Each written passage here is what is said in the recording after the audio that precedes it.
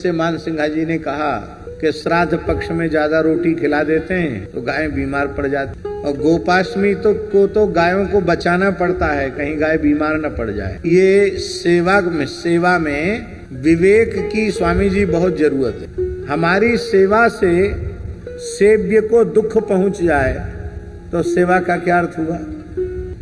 गोग्रास का स्वरूप यह होना चाहिए कि घर में रसोई तो सबके यहाँ बनती है कि नहीं बनती है, बनती है कि नहीं बनती है।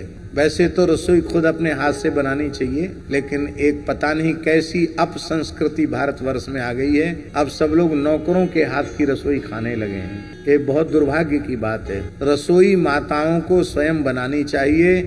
अब पति पुत्र सास ससुर इनको स्वयं ही अपने हाथ से परोस करके अत्यंत लाड़ प्यार से इनको जिमाना चाहिए।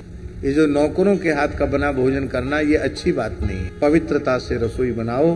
तो आप जब रसोई बनाना आरंभ करते हैं तो आपके घर में मान लो 1 किलो 2 किलो आटा रोटी में खर्च होता हो, लगता हो।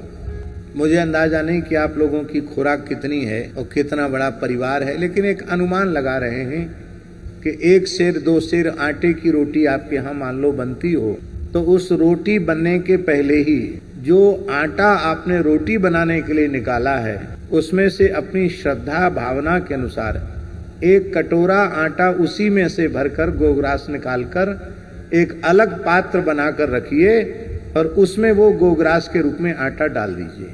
और जब आपका बड़ा पात्र भर जाता है तो उस पात्र को निकट की किसी गौशाला में जहां आवश्यकता है गायों को दाने की, तो वहां उसको पहुंचा दीजिए। उससे क्या होगा कि आप सामूहिक रूप में सब गायों की सेवा कर पाएंगे। चनी चोकर आटा ये सब उनको भेज सकेंगे।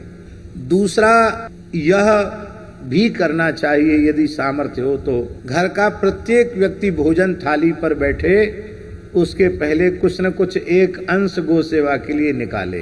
1 रुपया ही निकाले। घर में 10 सदस्य हैं मान लो, तो गरीब से गरीब आदमी 10 रुपए निकाल सकता है कि नहीं निकाल सकता, इतना निकाले। फिर वह राशि इकट्ठी हो जाए तो जिन गो सदनों में गो सेवा सदनों में उसकी सेवा की आवश्यकता है वहां जाकर उसे समर्पित कर दे।